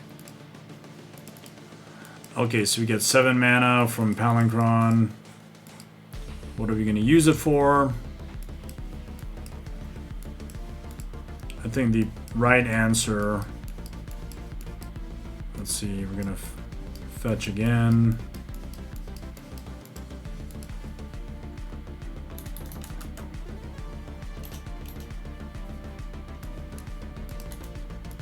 Yeah, Crucible Rolls is just awesome. I think the right answer would have to be Stroke of Genius for 7. 7, 8, 9, 10. So probably draw 7 cards. For now.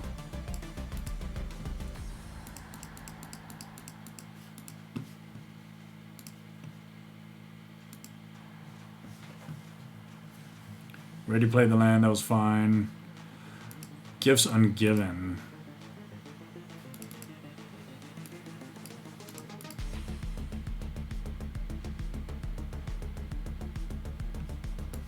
Discard a card. 1, 2, 3.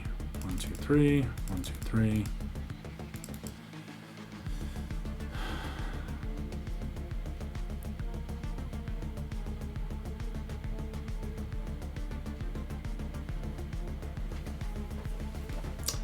Well, that was actually a bad play. I suppose Bruna would have been better to play out.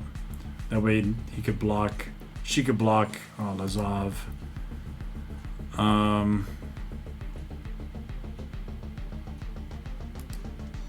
Yeah. Anyway. We are going to attack Bruna. And probably also attack Damia. And what we want to do, I think, is to exile 3 cards from the graveyard to give it flying. Yep.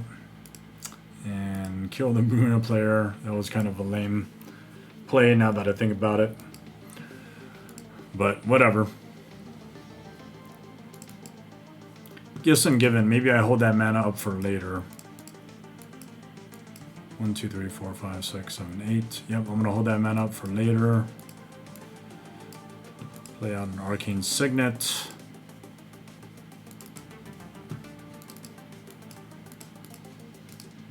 Okay, now I get to draw that many cards.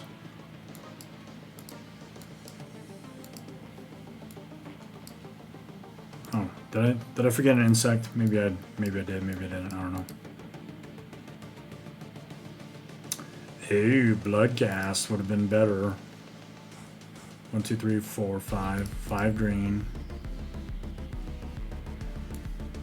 1 to discard that.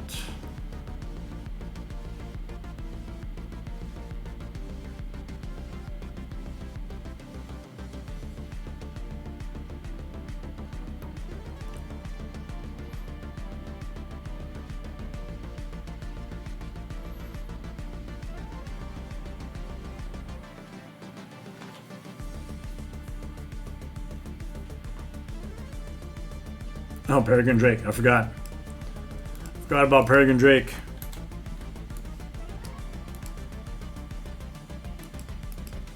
Okay.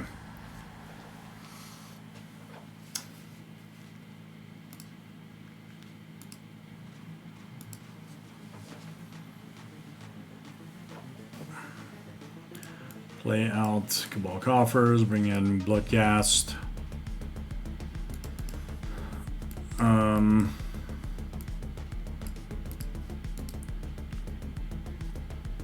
4 green left and a blue.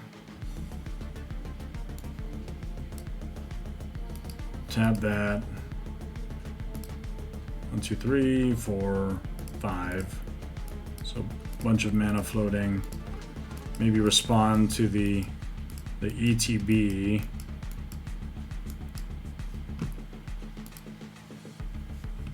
Respond to the ETB.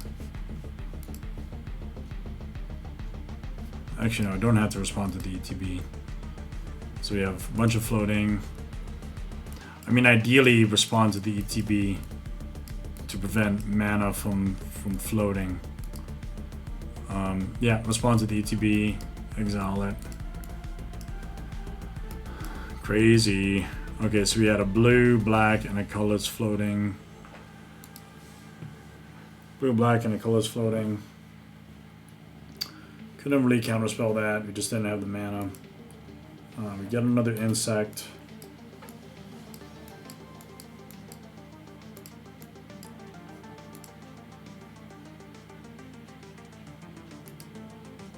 One, 2, 3, 4, 5, 6, 7. 7 green. 4 for this. 2 for this. Actually, we'll just do 3 and then 1. So it's 4. 1, 2, 3, 4, 5, 6, 7. Gain a life. Lose a life. So I have 3 greens still available.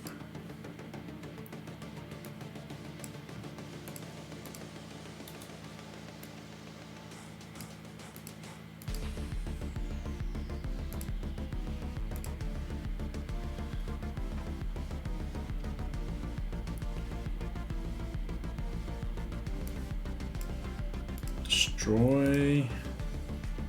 So I get artifact or enchantment.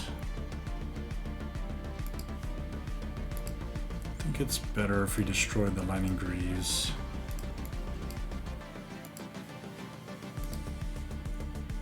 Okay, so I have 2 green floating, 3, 4.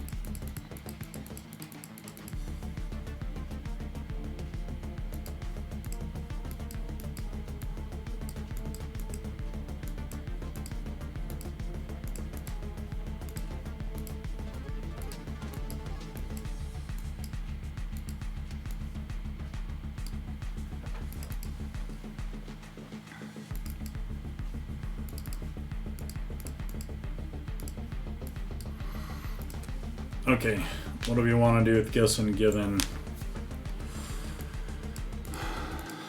Get some really badass cards.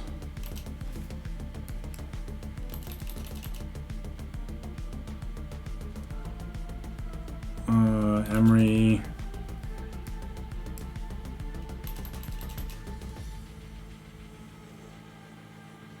Helm Obedience, Emery.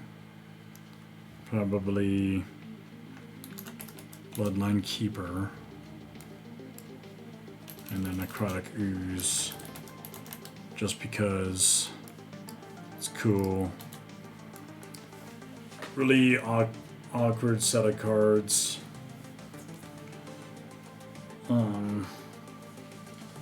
So let the green player figure that out. What are we keeping?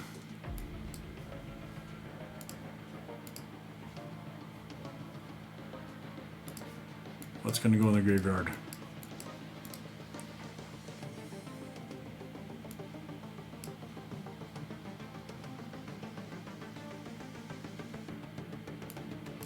I feel like these two cards go to hand.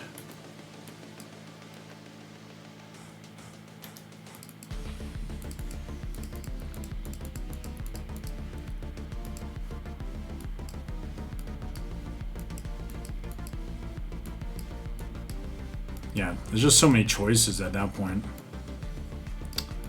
And get a land again.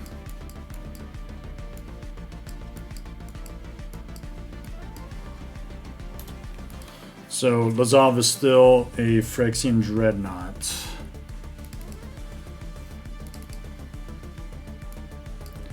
What we want to do is there's a lot of momentum being gained with all the creature tokens in the Damia deck.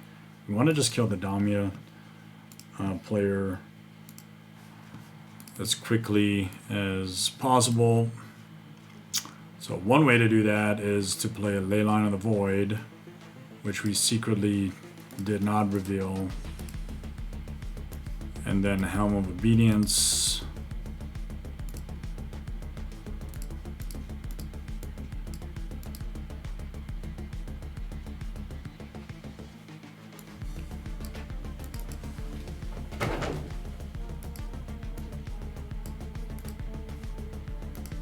Yeah, just kill Damia now. No counter magic, nothing happened, unfortunately.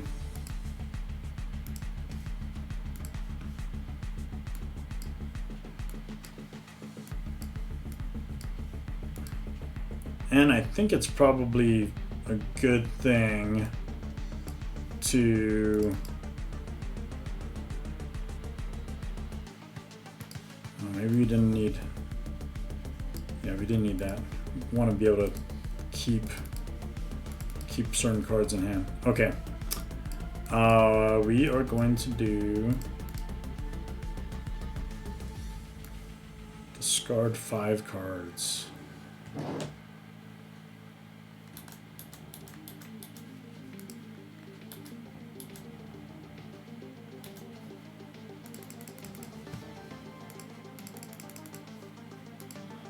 And then deal damage.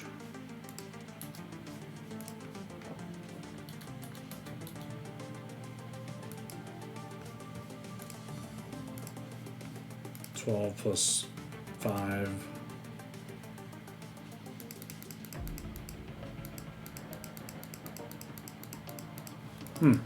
Okay.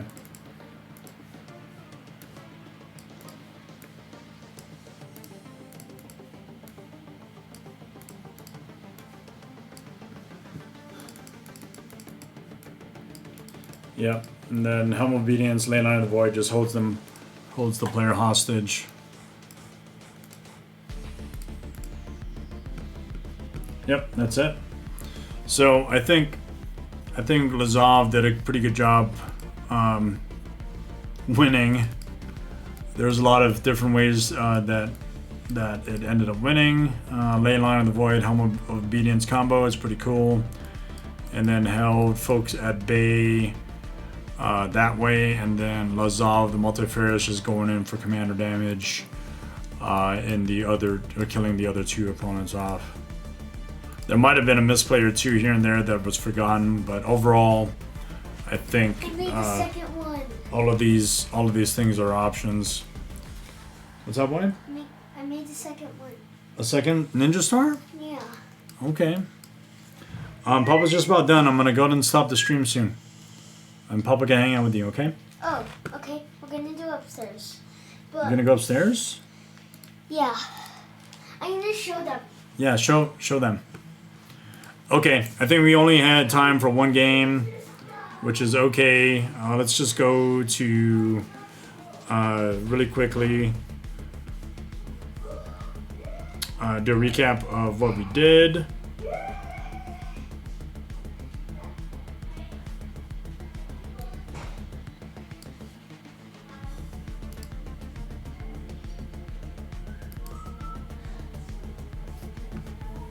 Okay, so we did some playtesting. We saw Lazav win the pod, which was pretty fun.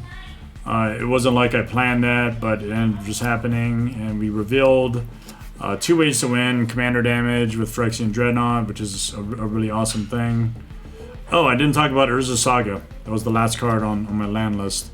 But Urza Saga is great because you can... you could search out the 1 mana drop artifacts like Phyrexian Dreadnought and put it directly into play, and then it goes subsequently to the graveyard. But we saw Lazav win via commander damage with Phyrexian Dreadnought. I just want to show that really quick. Where is he?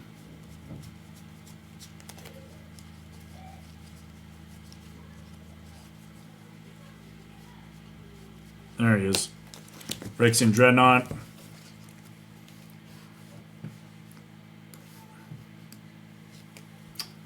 Commander damage, killed 2 opponents. That was cool. And then we killed another opponent by playing Helm of Obedience and Leyline of the Void. But I think that was enabled through Gifts and Given. It just was sort of unambiguous. Ambiguous? It wasn't very clear what kind of cards could have been in hand. I think another all-star was a Psychic Frog, which was cool. So we had Leyline of the Void and Helm of Obedience. That milled out, exiled an opponent's library.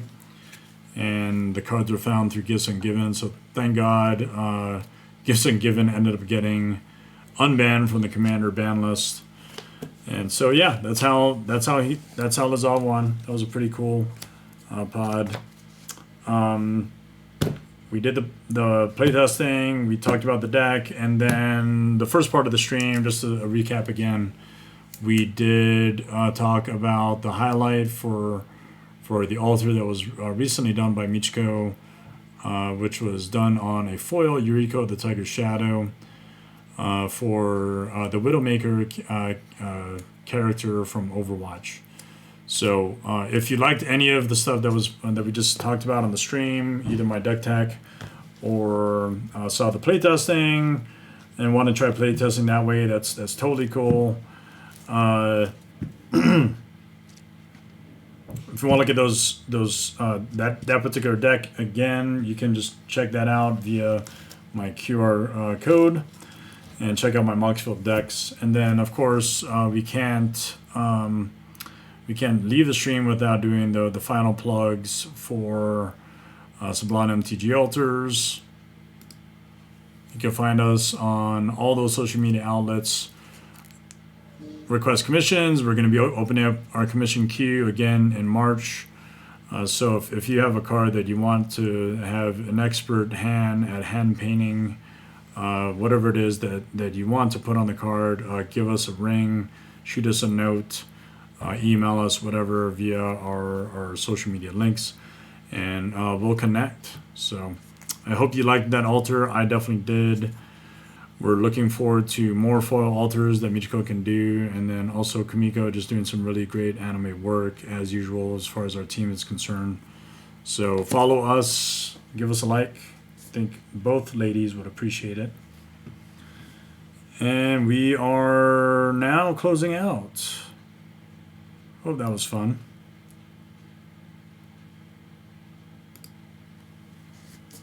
And you all have a very good one. From Twitchland, we are signing out. Thanks for watching.